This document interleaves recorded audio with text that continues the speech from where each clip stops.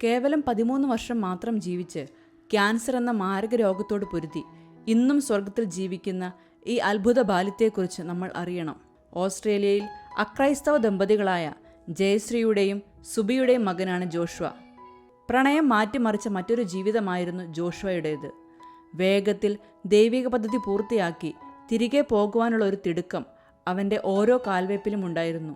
തനിക്ക് ക്യാൻസർ ആണെന്ന വിവരം മാതാപിതാക്കൾ തന്നിൽ നിന്ന് മറച്ചു വയ്ക്കുമ്പോഴും അത് ചോദിച്ചറിഞ്ഞ് ദൈവം നമ്മോട് കൂടെയില്ലേ, പിന്നെ എന്തിനാ വിഷമിക്കുന്നത് എന്ന് പറയാൻ കാണിച്ച ആ ധീരത ആരെയും അത്ഭുതപ്പെടുത്തും.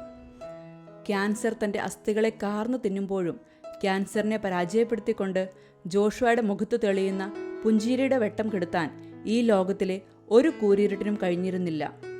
രോഗക്കിടക്കയിൽ തന്നെ ആശ്വസിപ്പിക്കാൻ വരുന്നവരുടെ സങ്കടങ്ങൾ തൻ്റേതായി ചേർത്ത് വെച്ച് അവർക്ക് വേണ്ടി പ്രാർത്ഥിക്കുന്നത് ശരിക്കും ഞെട്ടലോടെ അല്ലാതെ നമുക്ക് കാണാൻ കഴിയില്ല. സഹനത്തിൻ്റെ മുന്നിൽ പതറാതെ നിൽക്കുവാൻ അവനെ പ്രേരിപ്പിക്കുന്നത് ഒന്നു മാത്രമാണ്: വിശുദ്ധ കുർബാനയോടുള്ള അഗാധമായ പ്രണയം. രോഗത്താൽ തളർന്ന് കട്ടിലിൽ കിടക്കുമ്പോഴും അവൻ ചോദിച്ച് വിശുദ്ധ കുർബാന സ്വീകരിച്ചിരുന്നു. വിശുദ്ധ കുർബാന സ്വീകരിച്ചാൽ മാത്രം പോരാ, മുഴുവൻ ദിവ്യബലിയിലും പങ്കെടുക്കണമെന്ന് അപ്പനോടും അമ്മയോടും അവൻ വാശി പിടിക്കുമായിരുന്നു. 13ാമത്തെ ജന്മദിനത്തിൽ അവൻ്റെ ആഗ്രഹപ്രകാരം അവിടുത്തെ ആർച്ച് ബിഷപ്പ് അവനു വേണ്ടി മാത്രം ബലിയർപ്പിക്കാമെന്ന് വാക്കുകൊടുത്തു. എന്നാൽ അന്ന് വെളുപ്പിന് 3 മണിക്ക് തൻ്റെ അമ്മയോട് യാത്ര പറഞ്ഞ് ഈശോയുടെ വിരുന്നിൽ നേരിട്ട് പങ്കെടുക്കുവാൻ സ്വർഗത്തിലേക്ക് അവൻ യാത്രയായി.